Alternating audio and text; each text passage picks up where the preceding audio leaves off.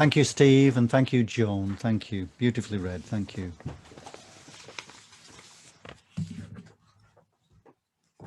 So I think that most of us know the story of Jesus walking on the water, the story that Steve read. Perhaps fewer of us know Isaiah 43, and I might just have profitably spent some time on that text, but it's the gospel text I want to think about in particular this morning. So the walking on water is a well-known story, appearing in 3 of the 4 gospels. It's there in Mark, as we've just heard it read, but it's also in Matthew and perhaps unusually in John, rather than in the other synoptic gospel, Luke. So Mark, Matthew and John all include the walking on water miracle. And they all include it immediately after the feeding of the 5,000, the story that we thought about last week. So all 3, probably taking it from Mark, but all 3 connect those 2 stories by the fact that they're placed next to each other in all the Gospels. But the Gospel writers use the story of Jesus walking on the water in completely different ways. In fact, it makes a great study to look at how Matthew, Mark and John use the walking on water miracle. If you have time, it's worth looking at all 3 passages and tracing the similarities and the differences. For Matthew, the story seems to be chiefly about the identity of Jesus. For when it's all over, the disciples worship him, saying, "Truly you are the Son of God." For John, it seems to be about the consoling presence of Jesus. Where Jesus is not, there is chaos. But where Jesus is present, all is calm and purposeful. But what about Mark? How does he use this story? Well, I think for Mark, the account of Jesus walking on the water is mainly about the testing of the disciples. Did you read it that way and hear it that way, as Steve read to us earlier? Is it not about the testing of the disciples? Notice Mark's stark and yet enigmatic conclusion. Did you hear it? And they, the disciples, were utterly astounded, for they did not understand about the loaves, but their hearts were hardened. What is it that they didn't understand about the loaves? Might be nice if Mark had told us that, mightn't it? Is it that Jesus will provide for them, that they need not fear? They can put their trust in Jesus. And what about their hearts were hardened? Doesn't that sound a bit ominous? Does it not remind you of Pharaoh, who stood in the way of God's rescue of the Israelites from Egypt, whose heart, you may remember, was famously hardened? Well, I hope we'll come back to that in a few minutes. But before we do, would you think with me about another sea miracle in Mark's gospel, in other gospels too, on that occasion in Matthew, Mark and Luke, but it's Mark's use of it that I'm interested in this morning. But can you remember another sea miracle that often gets confused with this one? Well, just a few weeks ago, we thought about Jesus's stilling of the storm. Different story. Yeah, different story. But it doesn't take a genius to notice that there are many similarities between the 2 stories. In fact, that's why some of us often confuse the 2 stories. Both feature disciples in a crisis at sea or in the lake. Both include a boat, adverse winds, the eventual intervention of Jesus, and the miraculous calming of the wind, and by implication, at least in this story, the water. The main difference is that in one story, Jesus is already in the boat, but asleep, so you might not have known he was there, but he's already in the boat. But in this second story, he approaches the boat and the disciples walking on the water. Now, I'm grateful to Mary Ann Beavis for pointing out in her Paideia commentary. This is a series that Peter writes in too, his wonderful commentary on Galatians. But I'm grateful to Mary Ann Beavis for pointing out that the two sea miracles feature prominently in Mark's Gospel, and that he uses them in a particular way. That Mark, unlike the other Gospel writers, presents these two sea miracles as kind of bookends to frame a particular section of Mark's Gospel. Take some time perhaps this afternoon and look at them both. See the first sea miracle, the stilling of the storm in 4:35, chapter 4, verse 35, and then this one at the end of chapter 6. And you'll notice, especially if you read the stuff around there, that they very definitely seem to frame the activity between them as distinct from the teachings that occur before and after this section in Mark's Gospel. So the stilling of the storm opens the section, and the walking on water closes it. Two sea miracles to frame the action in between. And the prominent theme, the main theme in the section, is the training of Jesus's 12 disciples.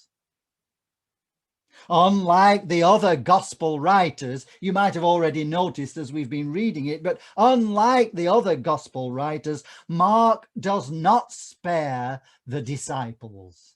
By the time Matthew and Luke and John are writing, the disciples, their values increased in the Christian community, and you daren't really criticize them too much by then. But when Mark's writing earlier, it's still okay to criticize disciples. And I don't know about you, I'm pleased about that. But Mark does not spare the disciples. Only Mark would say, for example, that the hearts of the disciples were hardened. Even so, I think Mark remains sympathetic to the disciples. I think he holds them up as a kind of mirror, a mirror to his readers, a mirror to you and me, to encourage us to think about our own discipleship of Jesus. When we read about the disciples in Mark's Gospel, we're supposed to identify with them. We're to think, they're like us, so we can learn from their mistakes and from their successes. So how do the disciples fare in this section of Mark's Gospel framed by the two sea miracles? Well, it's a mixed picture. They're present with Jesus when he performs miracles and teaches the crowds. Peter, James, and John are becoming more prominent among them, as they alone among the disciples witness the raising of the young girl to life. Still, Jesus sends all 12 of them, if you remember, into the villages and towns nearby to preach and to heal, and they enjoy great success. They, the 12, also in this section help Jesus with the feeding of the 5,000. You remember we thought about it last week. You feed the crowd, Jesus says to them, and so in due course they do, with a lot of help from Jesus, it has to be said. But on the other hand, they seem slow to learn. In the first of the two sea miracles, they exclaim, "Who then is this, that even the wind and the sea obey him?" Yet in the second story, they do not understand about the loaves. and they seem to have completely forgotten the stilling of the storm. They're just as astounded after the second miracle as they were at the first. They seem just as afraid at the oars. And Jesus, again, offers a mild rebuke. It's one of the ways to read his words. Take heart, it is I. Do not be afraid. In actual fact, the cause of fear for the disciples was not so much the adverse wind, but the very appearance of Jesus on the water. We know that some kind of test is in process because we're told that Jesus intended to pass them by. We might have noticed too that at the very beginning of the story, Jesus made his disciples get into the boat. Anyway, the disciples see Jesus and they take him to be a ghost. That's a bit weird, isn't it? They're terrified until they hear the words of Jesus, words of rebuke, but also words of comfort. Take heart, it is I. Do not be afraid. And Jesus gets into the boat and the wind ceases and the disciples are utterly astounded. So what do you think? How did the disciples fare in Jesus's little test? I don't think they did so well.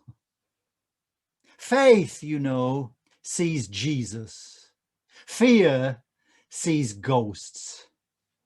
And the disciples very definitely saw a ghost. What is more, the disciples seem slower to believe than even the crowds. That's why I kept the end of the reading intact. For at the end of the story, we learn that the crowds follow Jesus everywhere, believing, trusting that if only they touch the hem of his garment, they will be healed. They seem to have more faith than the disciples. So the disciples, at least in some sense, fail their test. They're slow to learn, slow to trust. But is that the end of it for the disciples? No, no, assuredly no, of course not. Take heart, fear not, it is I. So let me suggest, as we come to the communion table, that the experience of the disciples in the boat can function as an image of the church throughout all the generations. The boat is buffeted by storms and adverse winds. It makes progress, but only in fits and starts. The disciples make it through, but by no powers of their own. They seem in many ways to be no better off than the people on the shore or in the crowds. However, they are in the boat, and the boat stays afloat through the storm. Now, I don't know about you, but I find it impossible to read this story this week without thinking about the hundreds of people seeking refuge in boats at sea.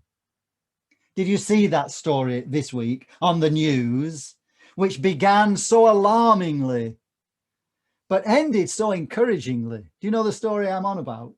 The RNLI, you know, the lifeboat people, the RNLI, reported that when they rescued migrants in the English Channel who had been in peril at sea, when they rescued them and then came back to the shore, that their volunteers suffered vile abuse from people on the shore. Did you read that story? Yeah, they were verbally abused. They were spat at. And on one occasion, a bottle was thrown at them. But when this was reported by the BBC, Other people began to donate to the RNLI, so much so that they received record numbers of donations, receiving £200,000 in one day. Began alarmingly and ended quite encouragingly, almost as if there are two kinds of people in our country. Some who are very opposed to migrants and others who think you should rescue people in peril at sea. Boats at sea still have a way of testing the faith and the values of all kinds of people. But back to the disciples. Their boat was nothing special, as our boat, if you like, the church, might appear to have absolutely nothing special about it. In the story, the boat in which the disciples find themselves almost founders, the disciples too, they seem to founder, don't they? Even Jesus can be absent from the boat. Yet in the end, Jesus does not give up on the boat. He may appear to pass them by, just as on the other occasion, he was asleep in the stern. Sometimes the church has a hard time finding the presence of Jesus. And even when they find it, sometimes the church mistakes Jesus for a ghost. Or perhaps the church is not always sure whether it's Jesus speaking to them, or perhaps even a malignant force, an evil force like a ghost. Disciples get it wrong, but Jesus does not give up on them. They seem constantly to forget that Jesus will keep them from harm. They do not understand that with Jesus, 5 loaves are always enough. They fail and they fear. They get it wrong in all kinds of ways, then and now. But they're in the boat. And Jesus draws near to them. And that makes all the difference. So what about today? Well, even today, the church will often seem like it's no better off than the rest of the world. It's full of people who fail and fear, who are slow to understand or to trust. But Jesus does not give up on the church, and neither should we. So help us, God. Amen.